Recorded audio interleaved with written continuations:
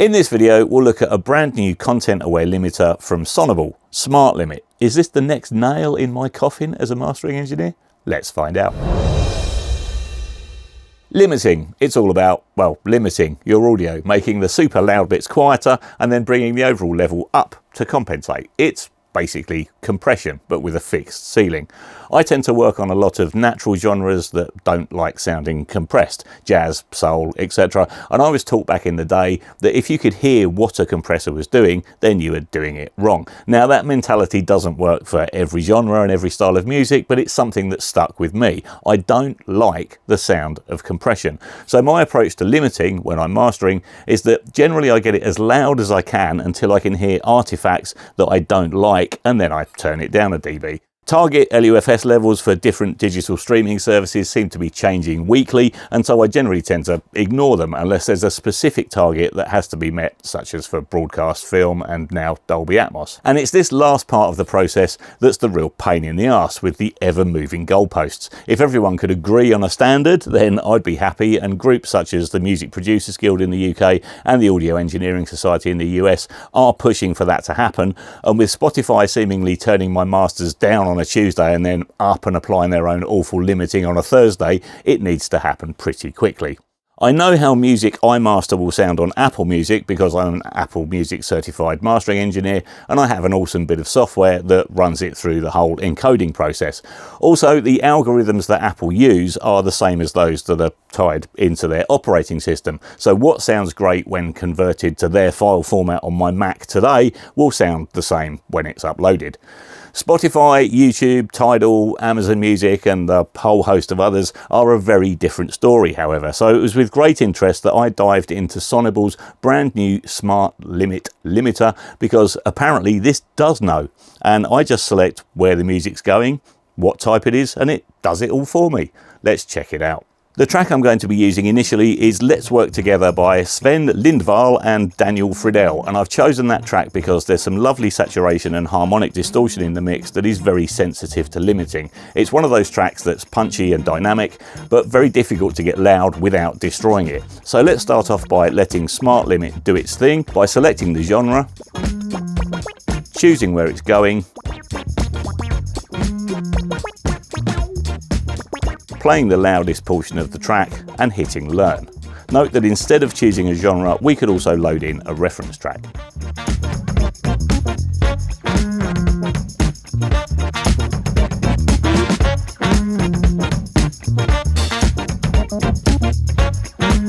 Wow, okay, so that seems to work. I'm not hearing anything I don't like from the limiting. It sounds like the track, but louder. And Smart Limit has activated 4 vibe controls here at the bottom I can tweak to taste.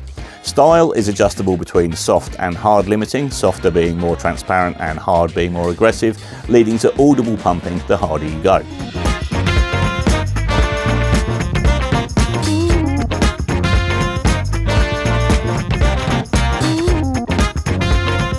Saturation adds, well, saturation and can increase the apparent loudness of a track.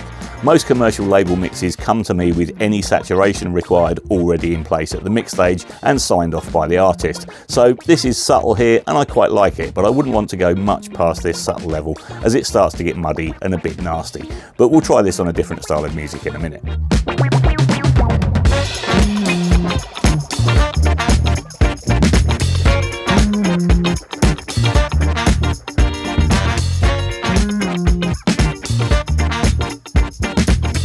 Balance improves the spectral balance and tames resonances, and again, less is more, I think, in this case.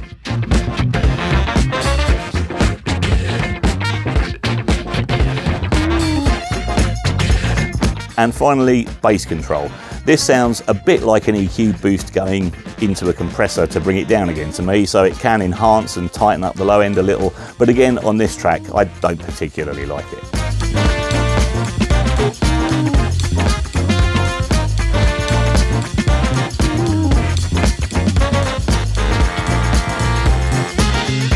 The other controls along the bottom here are a distortion meter, which we can see light up as we increase the saturation control, and we also have a quality check button which evaluates loudness, dynamics and the true peak value of the process signal given the genre selected and delivery target.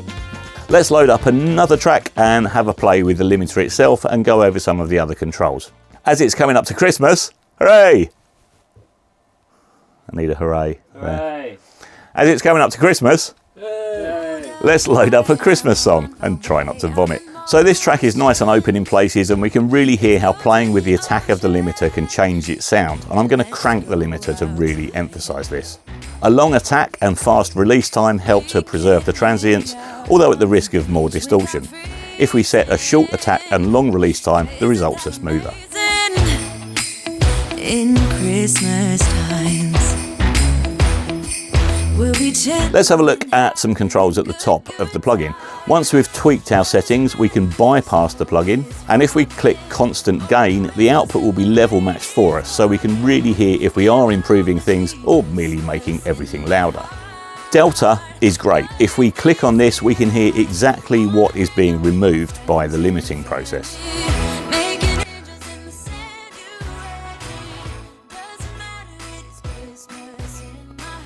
To the right of this, we have our metering section. We can pause the metering, we can reset the metering, and we can choose between integrated, short-term, or momentary for the measurements. Vertically, we have a loudness meter showing short-term loudness, and here we have a histogram, which I don't really understand yet because I haven't read the manual, and the crosshairs represent overall loudness and dynamics. When adjusting the limiter manually, we want to be aiming for these to be in the green areas for our chosen genre and target settings. Finally, the numbers at the top here allow us to save up to 8 different plugin states, kind of like presets, so we can switch back and forth between different settings for an easy A/B comparison. Overall, I really like Smart Limit, and regular viewers will know that it pains me to say there's a new plugin I like because I'm a grumpy old git who thinks that AI plugins are listening to more than just the audio and know exactly how long it's been since I last changed my pants. But this is great. It sounds really good, which is the main thing, and the content-aware features do really work and can help you get very quickly to where you need to be if you're mastering your own music. Does it replace me? Well, there's always the value of a second set of ears, and my regular clients all agree that that can't be replaced by AI yet. But for the bedroom producer, I think it offers great value and removes a hurdle that many become stuck on. If this is of interest to you, and it probably is if you've watched this far into the video, then you can download the plugin and give it a free 30-day trial using the link in the description. Now back to that lovely Christmas music. What did I do with the matches? Yeah, thanks for that. Now you can go to sleep now. That's fine. So Floppy has just informed me that we've got an email through from Sonible, just as we were finishing this video off, saying that they're going to give a copy away to one of you. Fantastic. We need to come up with a competition. I think the competition will be download the free trial, send us your mix before you've used Smart Limit, and send us your mix after you've used Smart Limit, and then we'll pick a winner and we'll announce the winner in a forthcoming video. Thanks for letting me know about that, Flop. You have gone back to sleep, haven't you? There are more emails to do, but no, afternoon off. Okay, cool. I don't know.